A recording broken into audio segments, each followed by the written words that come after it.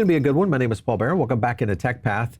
This is going to be good because we'll have a founder joining us, and this guy is coming over from Proof of Play. You probably recognize him from some of his other accolades out there, but great to have you on the show. Thank you for having me. Really appreciate it. So, Amitt, let's learn a little bit more about what you have done in the past. Obviously, you know, you guys have had history with Farmville, so you've seen kind of the gaming, evolution. I think the modern day gaming evolution. So kind of give me a little bit of where you've been and first of all, what got you into decentralized gaming and Web3? Sure, yeah. I actually was doing traditional gaming too before the social gaming. So I got my start at Epic Games, which was known for the Unreal Engine, Fortnite, these like really big AAA console games. Obviously, Fortnite's a huge game now, but I was there before that.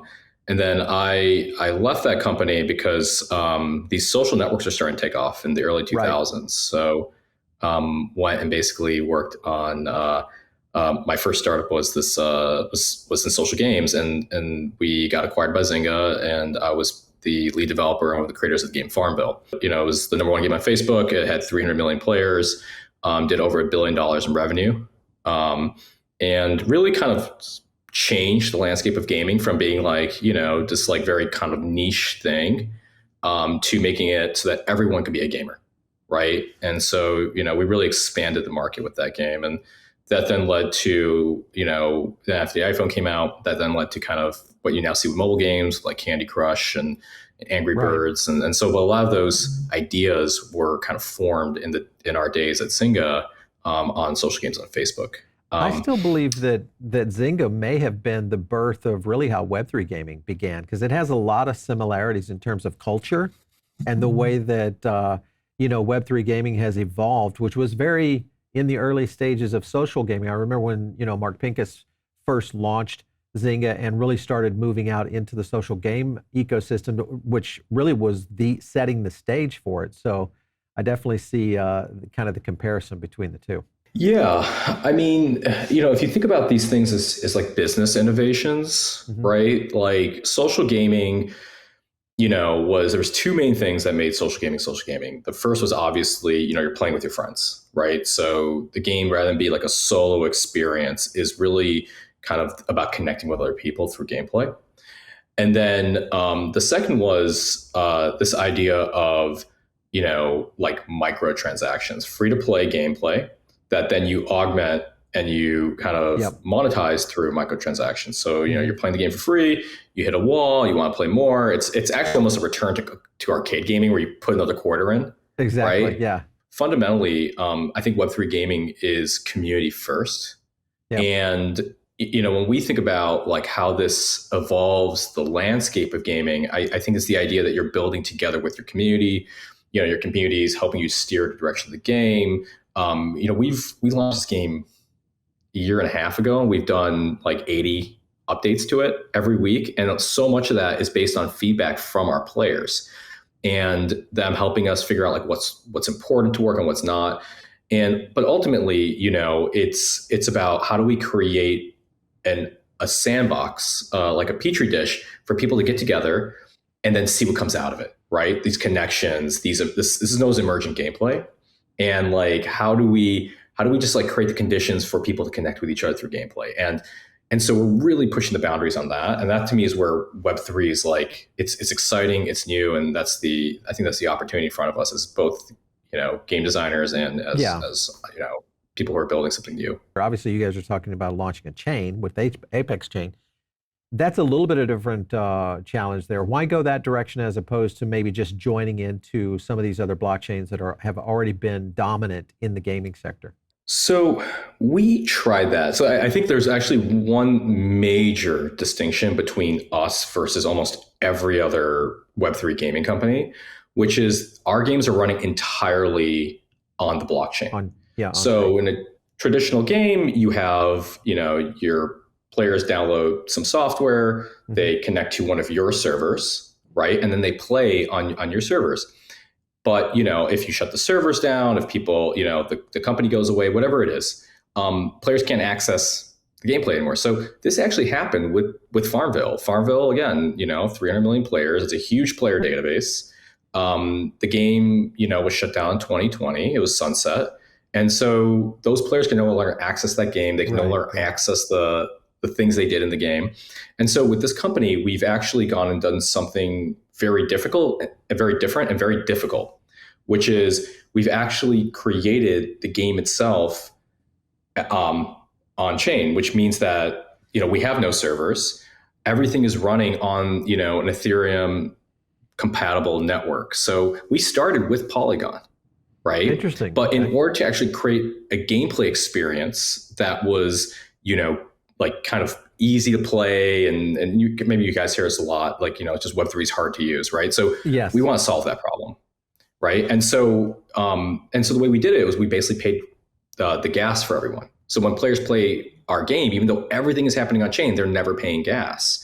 So we very quickly started to get very high bills. I mean, we were spending $3,000 to $4,000 a day on Polygon. And then we were like, okay, this is not going to work for us. So we migrated to Arbitrum Nova.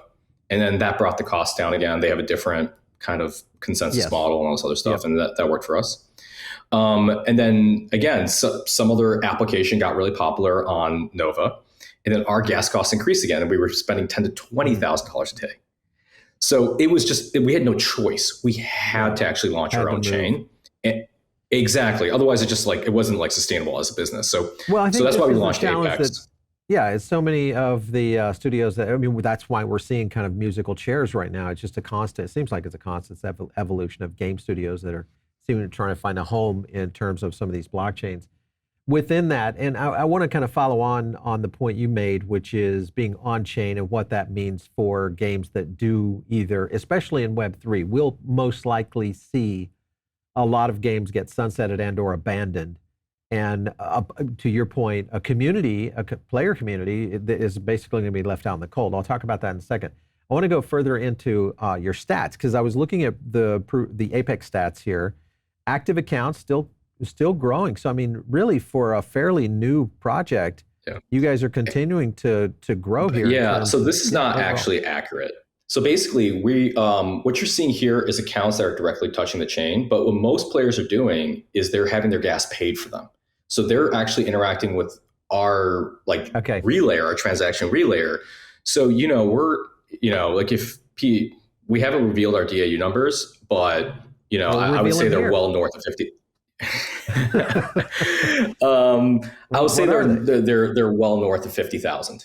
Okay, so because I'm looking at account growth right now, it's up to around 15. So you're saying that could be as much as a 3x. Wow. Okay. Well, that's good. Good for you guys. The number of transactions per day, which we're doing about 3 million transactions per day. So like comparable to like Blast. I think we're just south of the base chain. And so like this is like real users playing the game, and a huge part of that is our strategy has always been build a fun game first. Sure. Build a fun game first, and then everything else will take care of itself. Like build a product that people want to play.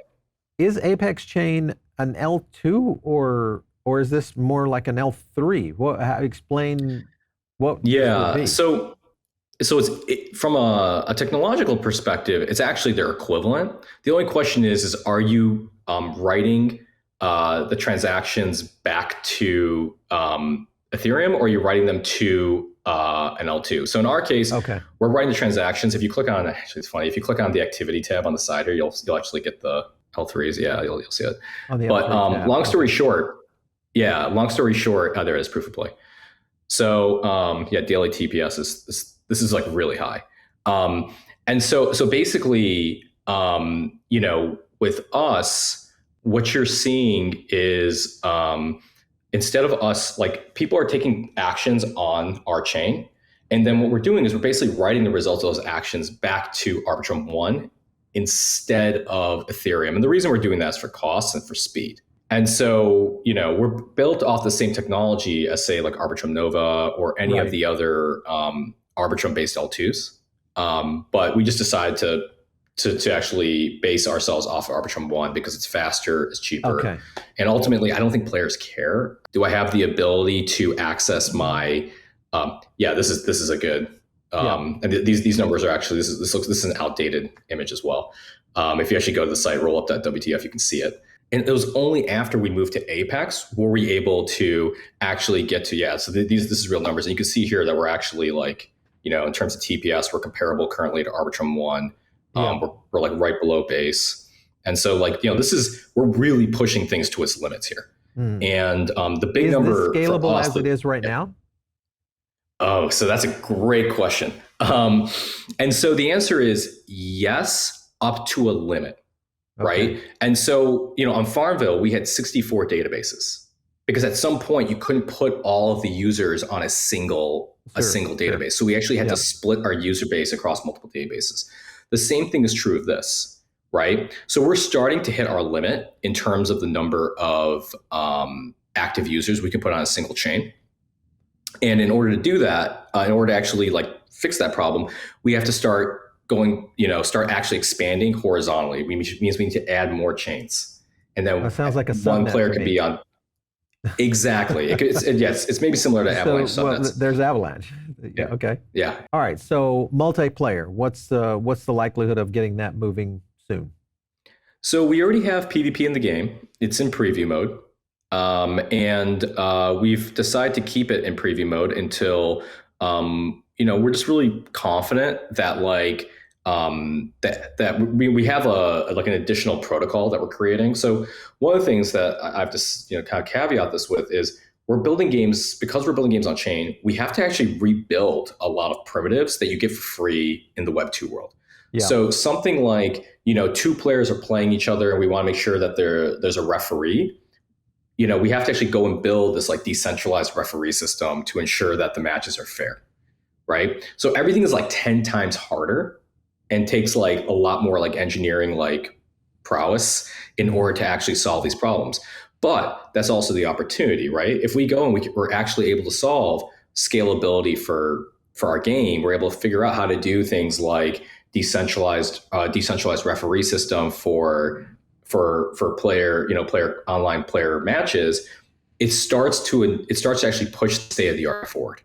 And it solves these problems not just for games, but for other blockchain applications as well. And so that's really the thing that's driving, a lot of the people who work here is the ability to kind of really push the boundaries and tackle these really hard problems.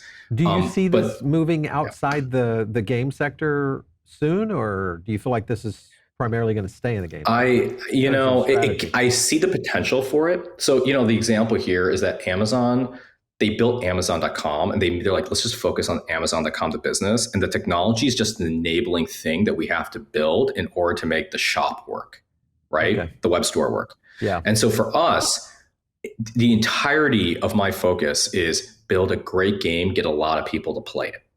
And as a requirement to actually succeed in that, we have to go solve all the technological problems. Sure. Interesting. Okay, so I was, you mentioned this earlier, and I wanted to jump to a tweet here. Walking Dead. This is a major title that ends up getting exited. So Gallo laid the team off. But this goes back to your point of games that are not on chain. They end up with these deadheads that, whether you have a lot of players or you've got a community built around these, and then the game just goes away. So your solution would solve this. Do you have any thoughts about maybe games that could migrate over to something like what you guys are doing right now? Yeah, it's a great question. Migration, putting my engineer hat, it's very challenging. Yeah. I will say that that is one of the primary pitches for on-chain gaming or fully on-chain gaming is that if they're forever games. Yeah. Right. In fact, that was the thing that originally led me to start this company. I was when I saw kind of what happened to Farmville and other games. Right. It's just sad for the community, right? It's at some point like they've invested in it as well, and so the whole kind of promise of Web3 is decentralized ownership. The idea that it's no one can rug pull you, and so that is one of the promises. The other side of it too, and this has always been part of gaming, is this idea of modding, right? Of remixing games, so really popular games like Counter-Strike and League of Legends came out of other games that, serve as the base, and then someone created a new game mode and then became huge. And so with on-chain games, it's actually possible to go and say, I'm going to fork Pirate Nation, for example, and I'm going to go create Ninja Nation. And people can do that permissionlessly because it's all on chain, it's all open source, it's all open data. I was looking at some of your, from the token side of things, as many of our people always love to kind of track these tokens. Pirate Nation, here's yours. And you guys launched, and this is ironic because you've been able to, the token's been able to maintain, if not actually go up. Man, that's crazy. And then market caps also pretty much stayed the same. Interesting. Why? So you guys went out on Coinbase first. How'd you do that? Our goal is just to build great products. Sure. And so, I think that, whatever happens with the price is just a reflection of the sentiment of the player base and what's happening in the ecosystem. And so, of which we were just like a single participant. And so, with any of the exchanges, they were just free to make their own decisions.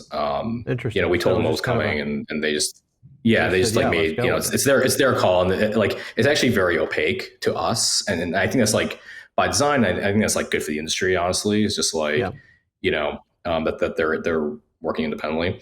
With the token, I can't say to like what's happening with the price. It's not something that we would really pay attention to. But what I will say is that there's two things that we did that I think are really helping. One is that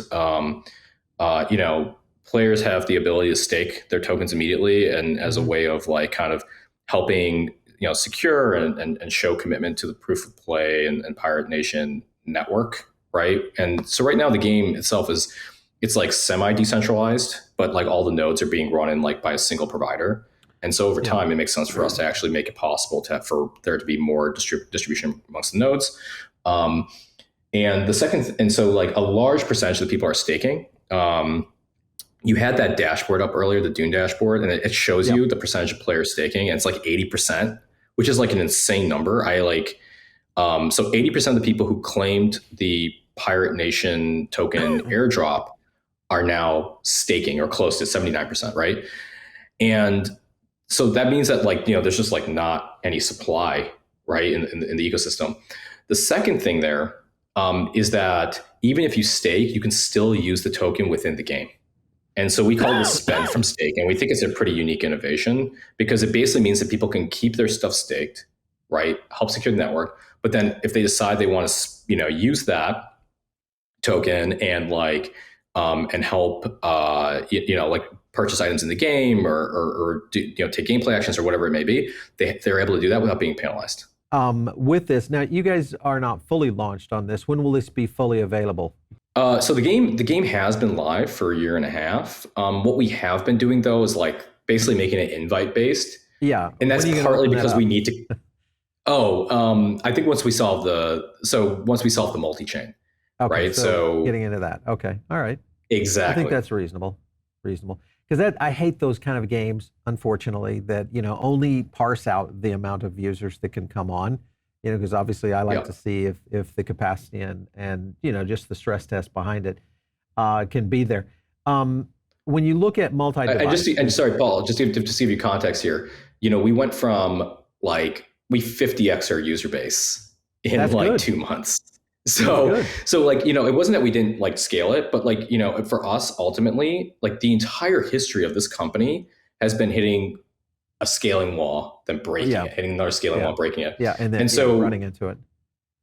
Exactly. Well, you've faced some challenges too, because you were trying to work on one chain, and then you're dealing with cost parameters there that that just don't work in some cases. Which we've seen this across a lot of Web3 entities. But I think next steps obviously will be to open that up to see real scale. If the game is as popular as it appears to be, you could see some pretty amazing growth here. I mean, there hasn't been an Axie Infinity again yet. So is there this next era? Are we going to see another explosion like that? Like an Axie Infinity came onto the scene back in early 2019. I think it's certainly possible. Sure. For us, that next step is going to multi-chain, which is getting that second chain up and running. And just like we went from one database to 64 databases, we're going to have to do the same thing here with chains. Yeah. Gaming is in demand, And I think this is going to continue to push innovation. So, I mean, it's been great having you on. Thank you so much for coming in on the show today. We appreciate it. Yeah, I appreciate it as well. Thank you for the opportunity. You bet. All right. So listen, if you guys want more of these kind of things, first thing you need to do is subscribe to the channel, because we do cover a lot of Web3 projects. We bring a variety of game companies on, as well as CEO and founders, and really dive in deep to this technology. Because when you look at the evolution of where technology is moving, blockchain is one of the critical ones. Obviously, what we'll see in the AR, VR space, AI will play into this. And all of this has a financial connection into these tokens and a lot of these markets. So that's why you come to the show. Make sure and subscribe. If you're not in the Diamond Circle, get in on that. Follow me out there on X. It's @PaulBaron. We'll catch you next time right here on TechPath.